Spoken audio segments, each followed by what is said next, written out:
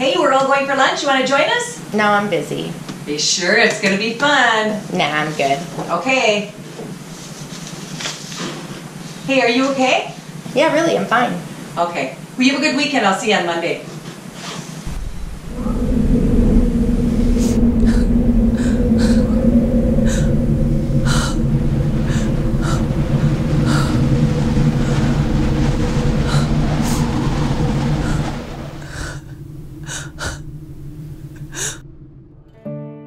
What you just saw is a rendition in the day of the life of me and my struggles with depression. Some days I feel like I'm standing on the edge of the black hole, looking down, hoping I don't fall in.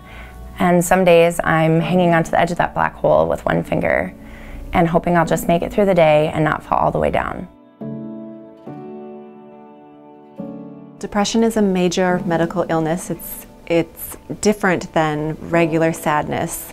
What depression is, it's a more physical manifestation of regular mood fluctuation that we would see. It goes beyond the regular everyday ups and downs of life, and it starts to regularly affect the way that we behave on a regular basis. So a person that's depressed would be more likely to isolate at home, distance themselves from things that they normally are interested in doing. They may have difficulty sleeping, getting to work, interacting with family and friends becomes more challenging for them. Appetites change. Sometimes people that are depressed want to eat. Sometimes they are not hungry at all and they start losing weight. And it starts to affect their physical health as well then, because they're not sleeping and eating like they should, and so it kind of cascades downward, and that's where we see reduced functioning with depression. I think the biggest thing with depression is that people feel like it's just a normal thing, you should just be able to get over it. You know, pick yourself up by your bootstraps, but that's not how it works. Once you're depressed, a lot of times you don't recognize that depression right away, and it gets so far into it that it just feels like normal life to you, that's how life should feel.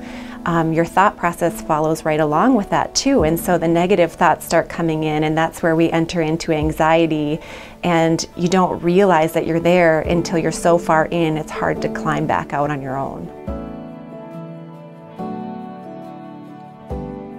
What it's like to live with depression is not what everybody thinks it is. It's not crying all the time. It's not constant sadness. It's hopelessness. It's feeling unworthy. It's feeling like you just can't get through a day. It's going through the motions, but never having the feelings associated with those motions. And it's kind of being like robotic. You put a mask on before you leave your house, you deal with the things you need to deal with during the day, and you get home to realize that you are absolutely exhausted of pretending to be what you aren't. Depression is probably one of the most common illnesses that we see in our office. It goes along with so many other things. So even if it's not the main presenting symptom, a lot of times it comes along with it. And so I would say probably general population is like 1 in 6 people will suffer from depression at some point in their life. But if there is another instance that comes up, say there is some grief and loss that's happening and it doesn't get dealt with immediately, then depression is likely to follow. And it happens with medical illnesses as well, dealing with loss of functionality physically can lead to depressed states as well. So we're seeing it coming from a lot of different areas, and it's affecting all populations. And it's affecting people that you know, it's affecting your family members, and it's okay to come and tell somebody about it. It's absolutely the best thing you can do for yourself to acknowledge it and get some help. We see depression in all age groups, actually. We see it in young children. It manifests differently with them. It can be irritability, crying, tantrum behavior. And then in the teenage years, it can be kind of a rebellious time. They're pushing against their parents, they're breaking the rules, they're crying more than you would expect them to. They just seem like they're not quite the kid that they used to be. And it can be really subtle in teenagers because we always chalk it up to, oh, it's puberty, it's hormones, it's normal, and there becomes a point where it's not, where it is really a medical issue at that point. And then in adults, it's kind of the more typical depression that you think of, the sadness, the not going to work, the isolating. Those typical depression things are what we see in adults. And then when we get to the elderly, we notice in depression that they lose their memory faster, they seem forgetful and angry, and they don't really realize that it's depression that's affecting all those things. It can come off looking as dementia when really what they're dealing with is a depressive symptom. In therapy, a lot of times we'll start on what is the thought process that's holding you in that depressed state. Is it that everything seems terrible? Everything is just a catastrophe in your life, that it's the worst case scenario all the time. Those negative thoughts, the anxious thoughts that come in that reinforce that depressed mood that you're having. And behaviorally, we want to make sure we're doing things like getting out, getting up, taking a shower, making sure you're getting exercise, that you're eating a healthy diet, that you're doing things that are going to enable your body to overcome the depression, because really depression is physical and mental, and so we need to take care of both sides. When people come in, we give them all the options available to them and decide together what's going to be most helpful. They decide how they want to best treat the depression, and we are here as guides for them to make sure that they get the best possible results. We provide a lot of education, and so that people can choose what's really right for them in their life right now. If somebody comes and they want to know more about the medication side, a lot of times people are anti-medication, and that's definitely okay. It's okay to not want to try that first. Sometimes it's okay to try therapy first and give that a go, and then work with your therapist, work with your medical provider, and together you can decide what's right for each individual person. The antidepressants that are being prescribed right now are so much better than they used to be in the past.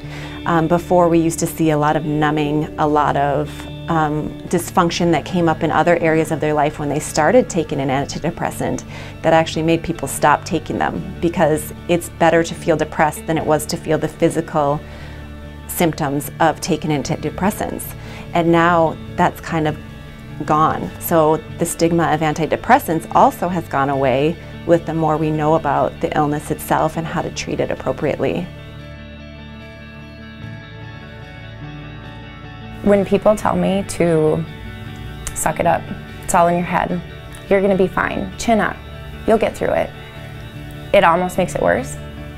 What I need is people to just put their hand on my shoulder. Be there for me, tell me they're there for me, and actually be there. Don't just say it, but do it. I think it can be really hard to recognize signs with anybody with depression, because a lot of people, if they're suffering from it, have learned how to hide it. But the biggest thing is if they start withdrawing, if they're not answering their phone, responding to text messages. You see that they used to be very active on social media and they start really not being active, or posting things that are very down and very black, I call it, where it just seems like there's something really wrong. Or I think another big thing, if you live with someone with depression, if they just don't seem to be finding interest in anything anymore. They used to go out to the lake and go swimming every single day, and now they don't even want to go do that. It's a huge sign that there's something going on, and that's when someone needs to reach out and say, are you okay? I'm here for you. How can I help? If someone says that they're fine, that's when you say, if you ever feel that you aren't fine, you need to let me know. I'm here. I will go with you to an appointment if you need to go in and be seen. I'm here to talk, whatever it might be. If you feel like someone is in a really bad place and they aren't willing to get that help, there are so many different places that you can contact, like the Becker County Crisis Team, and they will be there in a heartbeat. They will come to you, you can text them, you can call them. That's what needs to happen, because sometimes we're not willing to admit, and there's been many times that I have not been willing to admit that I am in a bad place. But my family sees it, and that's when they reach out. And I think especially with people who are new to dealing with depression, they don't really know how to reach out. But I think people like myself who have struggled for so many years, we've learned that it's okay to reach out and it's okay to say that we're not okay. If somebody you love is depressed, be there for them. Make sure that they know that you're there. Give them just the love that they need at that point in time. It's not something that you need to fix. There's people in the field that can help them, and your job as a support person is to just make sure that they know that they're not alone and that it's common and it's okay. It's not the end of the world. It's gonna get better and you're gonna see it through with them. Some things not to do if someone you love is depressed is to tell them, get over it. Just get up, get out of bed and take a shower. Just be done with this. Those kind of things that you're telling them might sound okay to you, but to them it can sound condemning and shaming, and they get nervous that they're not doing the right things, and they're already in a point in their life where they feel like things aren't going well. So telling them what to do, telling them it's all in their head, those things are not helpful. There's really a lot of hope with depression. I think it gets really to be a dark place and people don't see that there is a way out, but there is. There's a lot of help available. We use medications and therapy together to have the best possible results. I think in my practice I see people feeling better really quickly. And then they come back to me later and they say, you know, here's where I came from and here's where I am now, and I can't believe that was me. It's almost like an unreality to them that they can believe that they saw so much improvement and they realize where they came from. It's really remarkable to see on my end. But there is hope and there's help available. There is just so many resources, especially in our community, where you can reach out and have help really quickly. I would like to tell anybody that suffers from depression that it's okay to not be okay, and it's okay to reach out for help. There are a lot of people out there that can help, and find something that works for you, because there isn't going to be one thing that works for everyone. I know a lot of people will start medications and go off of it within the first couple of weeks, but you really have to stick with it, because yes, you're going to go through the head spins and it's probably only going to work for 1.5 to 2 years. So you're probably going to have to switch to something else, and then you're going to go through the head spins all over again. And it's okay, because it's a battle that's only going to make you stronger, and you really can live with depression and never forget that you're not alone.